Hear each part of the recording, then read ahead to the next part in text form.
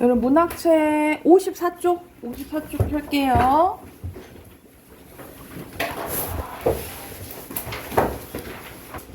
자, 우리 이제 소설에 대해서 계속 이제 하고 있는데 여기서는 이제 소설에서 없어서는 안 될 갈등에 대해서 나옵니다. 자, 먼저 갈등의 개념 나오네요.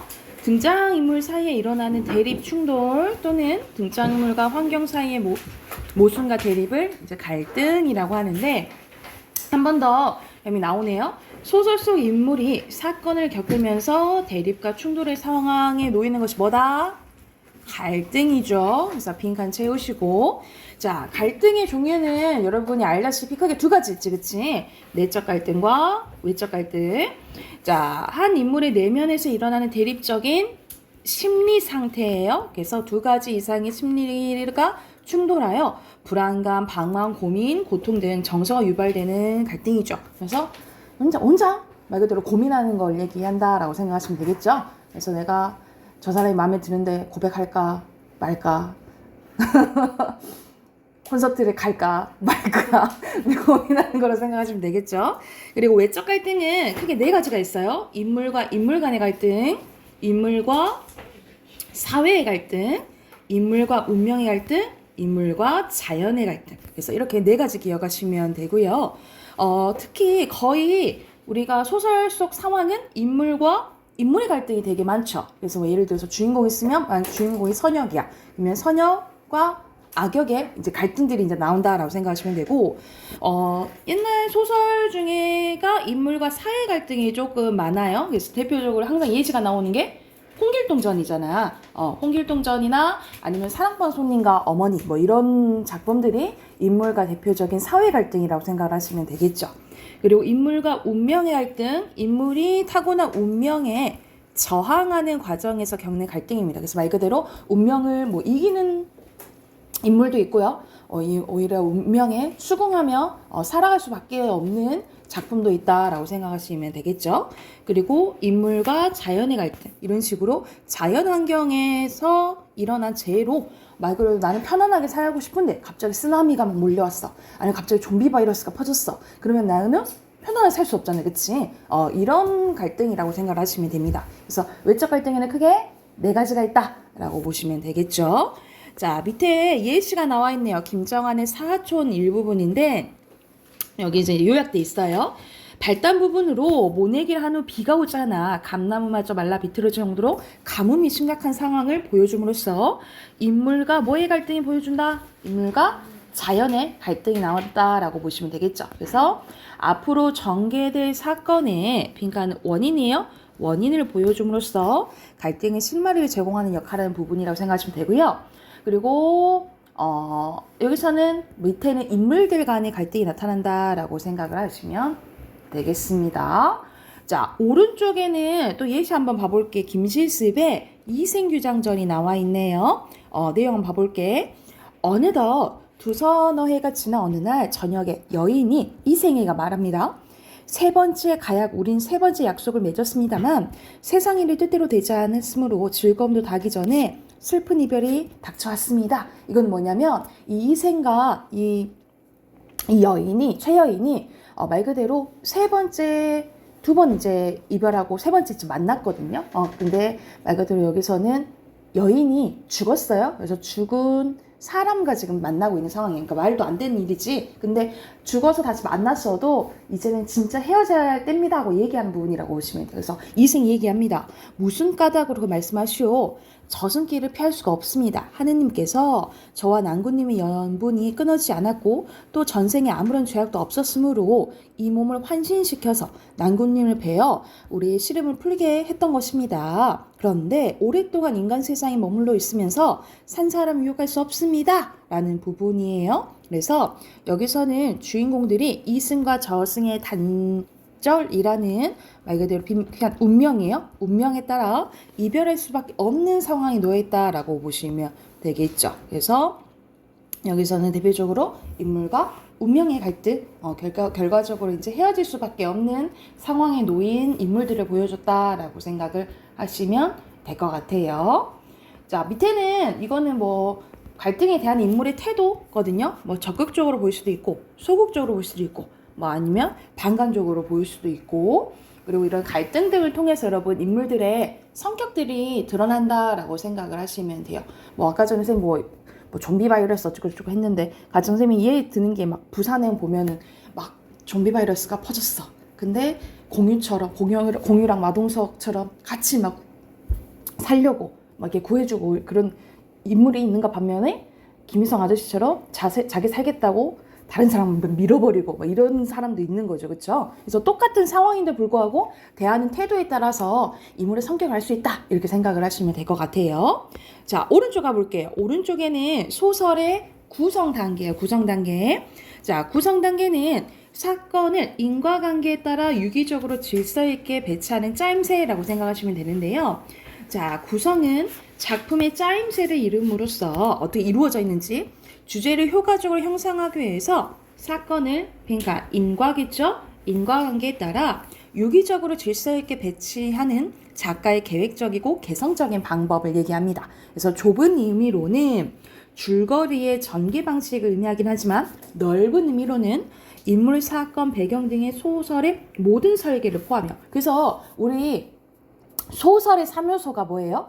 주제, 구성, 문체자나 그리고 이 소설 구성의 3요소가 뭐예요? 여기서 나오는 인물, 사건, 배경인 거죠. 그래서 이 모든 설계를 구성이란다라고 생각하시면 되고 구성은 사건들 상호관계에 이 사건이 일어남으로써 이런 사건이 일어나게 되는 필연성을 부여해요. 그러니까 필연성이에요. 필연성을 부여함으로써 개별적인 사건들이 전체적인 구조 속에서 긴밀하게 유기적인 연관성을 지니면서 어떠한 의도를 나타내도록 조직하는 원리라고 생각을 하시면 됩니다.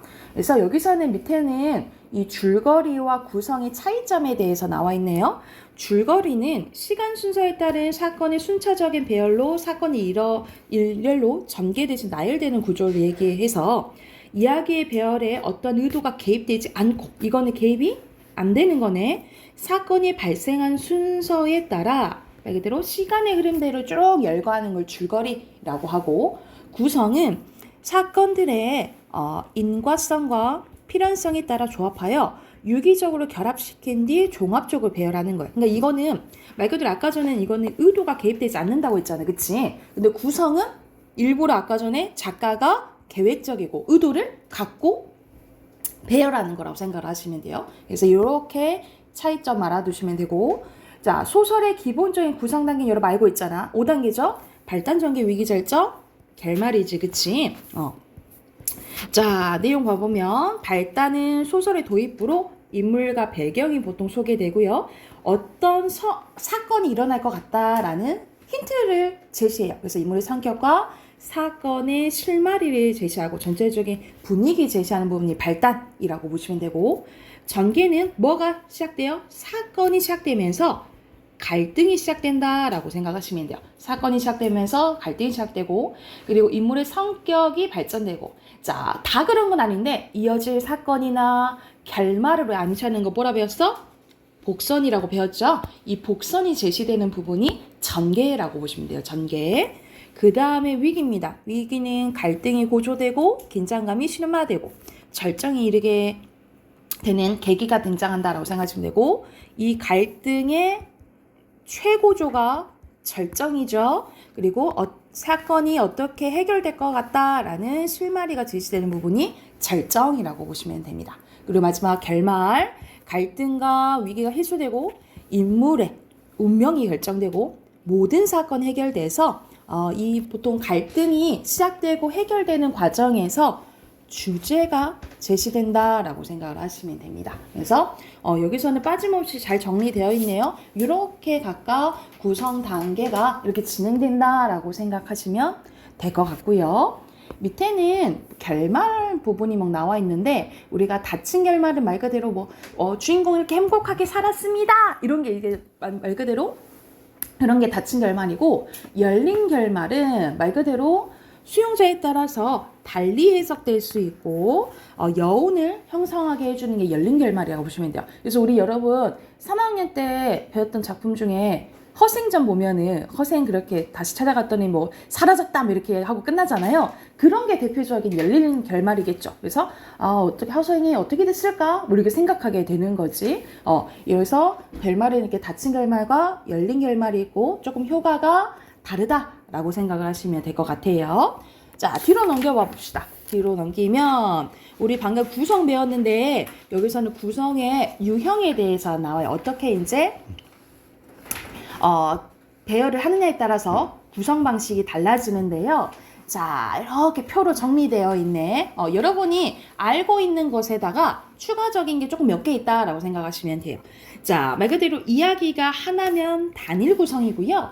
두 가지 이상의 이야기가 복합적으로 전개되면 복합 구성이라고 보시면 돼요. 그러니까는 말 그대로 여러분 주말 드라마 보면 뭐 예를 들어서 삼형제 이야기 나오잖아. 그래서 뭐 첫째 이야기 나오고 둘째 이야기 나오고 셋째 이야기 나오고 뭐 이런 식으로 하면 복합 구성이라고 생각하시면 되겠죠. 그렇죠? 이야기가 여러 가지 나오면. 그리고 시간의 흐름에 따라서 이건 여러분 알고 있잖아. 순행적 구성 같은 말로 뭐라고 해요?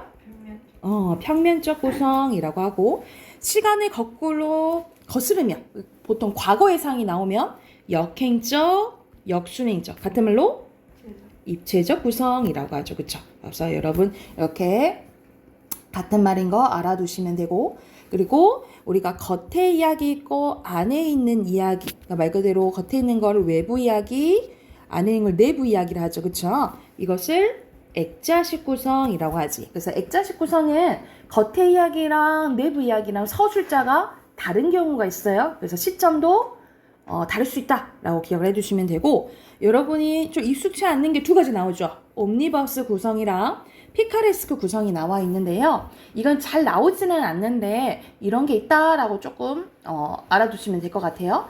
여러분 옴니버스는 뭐냐면 옴니버스는 주제가 하나야. 주제는 하나인데 다른 인물들이 등장해서 여러 개의 짧은 이야기를 배치하는 것을 옴니버스라고 생각하시면 돼요. 그러니까 각각 다른 이야기인데 주제는 하나인 거야. 주제는 하나인 거를 옴니버스 구성이라고 하고요.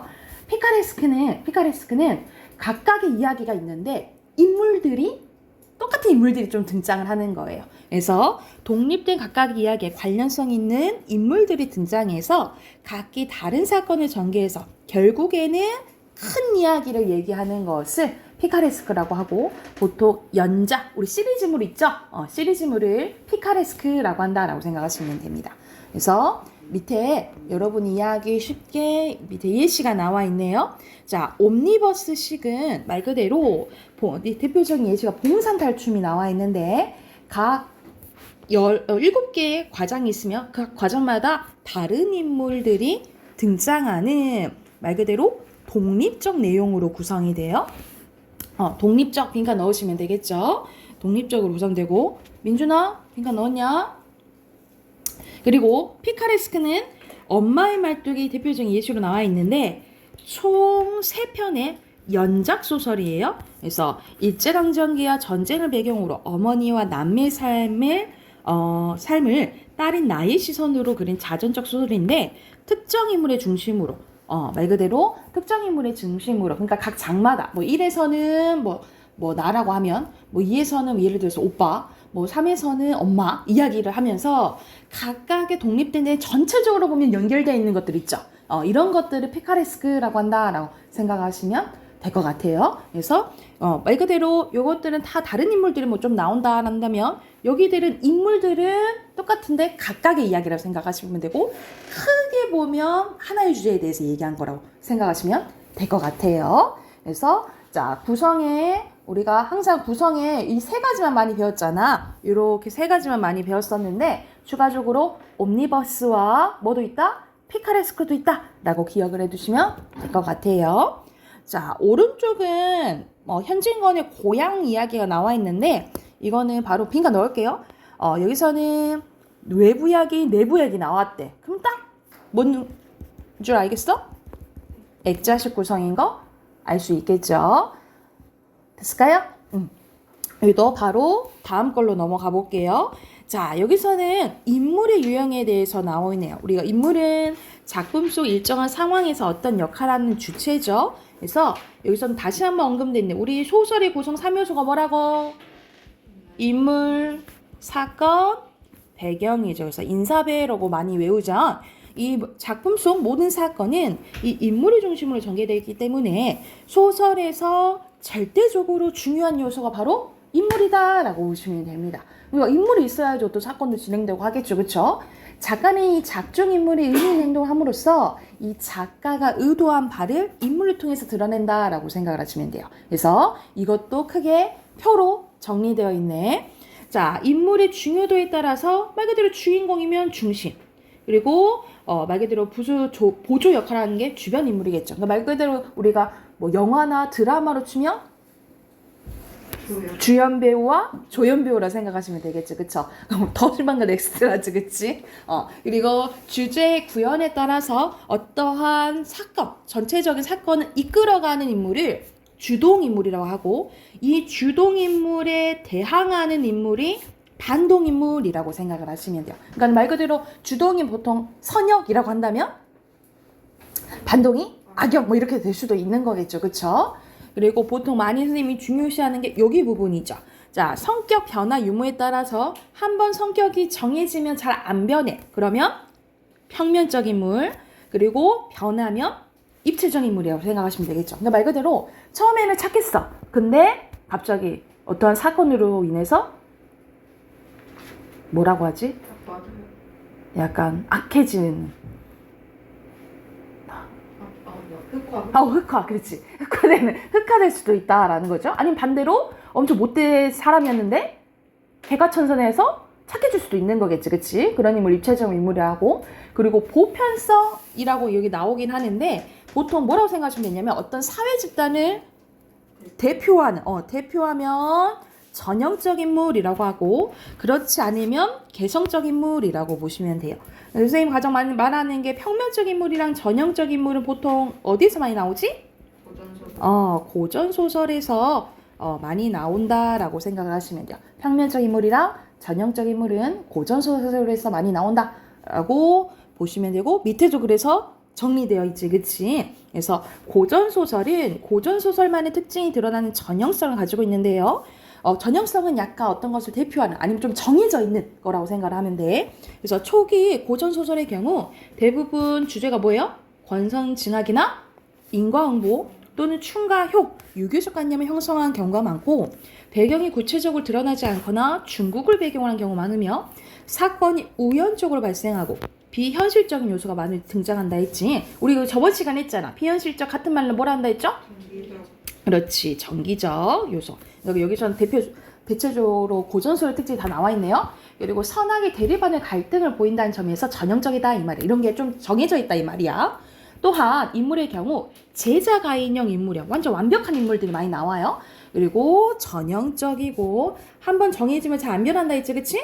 평면적인 인물들이 나온 경우가 많다라고 보시면 됩니다. 이게 대표적인 전체적인 고전소설의 특징이라고 생각을 하시면 돼요.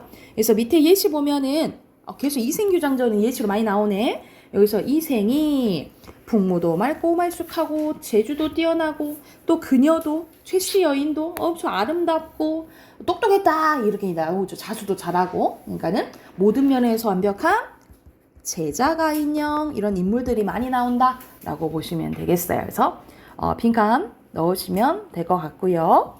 오른쪽에는 어떤 예가 또 나오냐면 조웅전이라는 작품이 나오는데, 조웅전은 충이라는 유교적 가치관을 바탕으로 선인과 악인의, 얘네들은 대립하겠지? 대립구도를 만들고 선인이 악인의 횡포를 이기는 과정을 재미있게 보여줘 인기를 끈 작품이래요. 그래서 조웅은 좌승상의 아들로 영웅이자 충신의 전형을 보여준다라고 보시면 되겠죠. 그래서 여기에 대립하는 이두병과 정리되어 있네요. 그래서 이런 식으로 예전 고전 작품의 인물들은 이런 식으로 좀 정해져 있다라고 기억을 해두시면 될 것 같습니다. 자, 마지막 쪽 하나 더 봐볼게요. 58쪽 가볼게요. 넘겨서.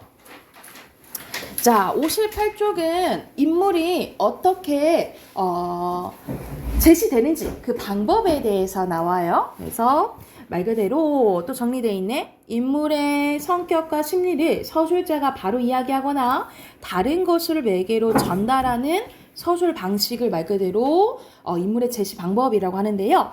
크게 두 가지로 나뉘어져요. 직접 제시와 간접 제시. 자, 직접 제시는 말 그대로 그녀는 아까 그랬잖아. 그녀는 아름답고 자수도 잘하고 모든 면에서 뛰어났다. 이렇게 인물에 대해서 다 얘기를 해주는 거야. 그럼 무슨 제시? 말 그대로 직접 제시인 거예요. 그래서 같은 말로 분석적 제시, 요약적 제시, 말하기, 텔링, 편집자적 논평 또는 설명적 제시라고도 해요. 추가적으로 써놓으시고 그리고 서술자의 서술에 의해서 인물의 성격이나 심리가 직접적으로 언급된다라고 생각하시면 됩니다. 그래서 서술자가 작중 상황에 적극적으로 개입하여 인물에 대해서 논평하는 서술자의 개입. 우리 고전소설에서 서술자의 개입. 말 그대로 편집자적 논평 많이 나오잖아. 이것도 다 뭐다라고 생각하시면 돼요? 직접적 제시라고 생각을 하시면 되겠죠. 그에 반해 간접 제시는 같은 말로 극적 제시, 보여주기, 쇼잉이라고도 하고 같은 말로 또 장면적 제시라고도 해요. 이거는 직접적으로 말해주지 않는 거야. 그래서 어떻게 드러나냐면 인물의 외모나 행동 묘사 또는 대화 등을 통해서 그러니까 우리가 말 그대로 말과 행동 있죠. 말과 행동으로 드러나는 것은 간접 제시라고 생각하시면 돼요. 말과 행동을 통해 또는 외모, 묘사는 다 뭐다? 간접 제시다라고 기억하시면 되겠죠. 그래서 이 독자가 상상을 해야 된다라고 보시면 돼요. 아, 제가 저렇게 말하는 거 보니까 되게 버릇없네? 이런 식으로 작가가 상상해야 되는 게 간접 제시라고 생각하시면 돼요. 그래서 여기서는 여러분이 알 수 있게 예시가 나와 있네요.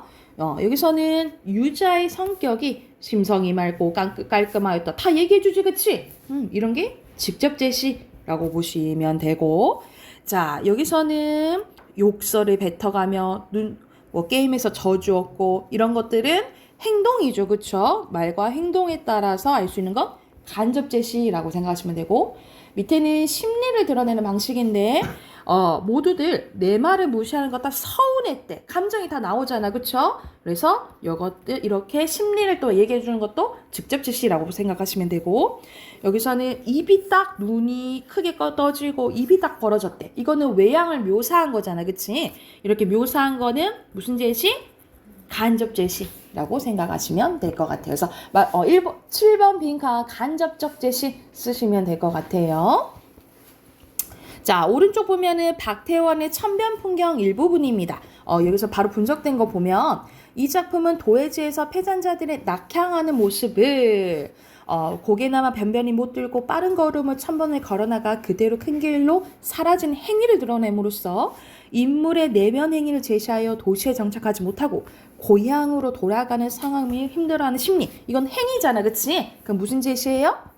간접 제시죠, 그쵸? 그래서 간접적으로 보여주고 있다라는 것을 설명한 부분이라고 보시면 됩니다. 그래서 여러분 알겠죠? 말 그대로 다 이렇게 성격이나 뭐 서운하다 아니면은 이렇게 착하다 이런 것들이 나오면 직접 제시라고 보시면 되고 그리고 말과 행동 또는 외양 겉의 모습을 보이면 간접 제시라고 생각하시면 될 것 같아요. 이해됐을까요?